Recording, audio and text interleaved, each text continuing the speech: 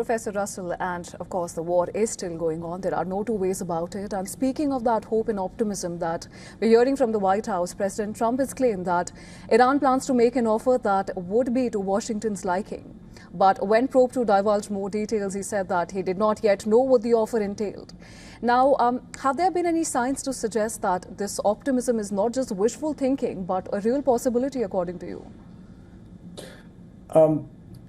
One always hopes, Diksha, in these kinds of situations, that the parties are engaged in substantive back-channel discussions. And if I can invoke the word hope here, it is that all of us who are watching the circumstance with the world's economy being held hostage hope that the antagonists here are in fact engaged in serious discussions and are intent in addressing each other's grievances.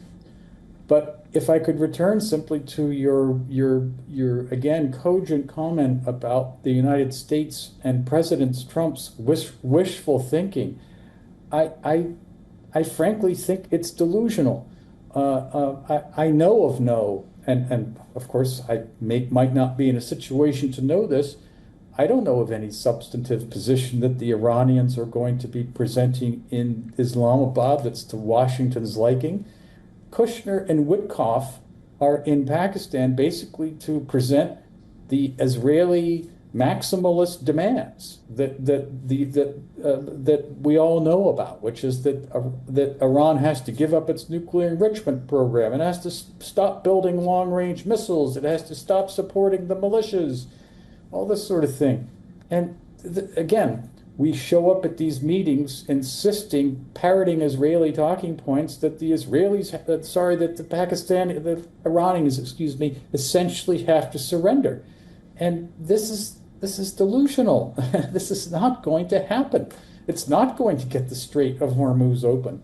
It's up to the United States, it seems to me, to actually put together some, creative diplomatic solutions here. And to do that, we need seasoned professionals. We don't need a couple of Zionist realtors showing up in Islamabad who are friends or relatives of President Trump.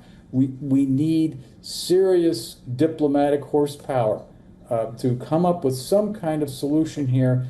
And to get back to your initial question, I don't see that there's any indication that the United States has put that diplomatic horsepower together and is intent on making some serious proposals to try to bridge these quite substantive gaps between the two sides.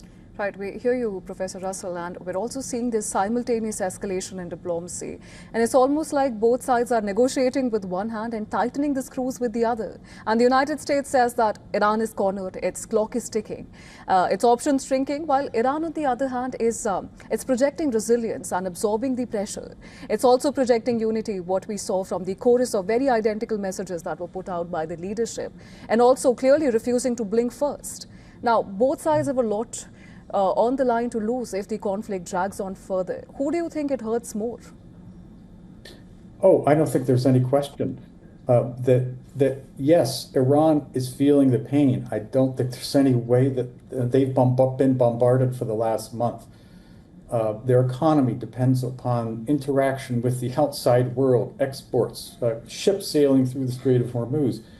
But we have to remember that that is to say, the Iranians, and now the United States also doing this too, we are holding the rest of the world's economy hostage to this. And so you ask yourself, in a circumstance like this, who has the greater leverage? Who has the greater kind of the influence in the bargaining framework? And it seems to me the Iranians have it, and they know it. They know that the world's economy is held in their hands. All you have to do is, again, listen to WION, and you hear that the Europeans are talking about cutting air travel in the summer because they don't have enough jet fuel. You watch on the news, the farmers in Bangladesh aren't getting their fertilizer. There's also the global supply chains, throughout the world. The plastics industry isn't getting the helium it needs. In other words, these shock waves are building and they're reverberating. And the Iranians know this, right?